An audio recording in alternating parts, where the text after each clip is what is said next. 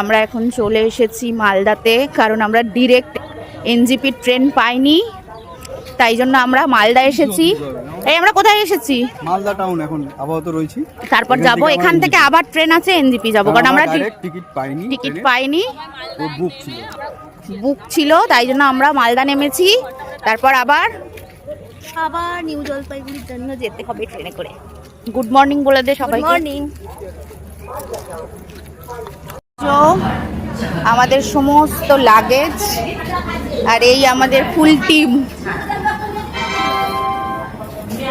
এই যে সিজা, নীলু, গুড মর্নিং বলে দাও। মর্নিং। শুভ নবমী।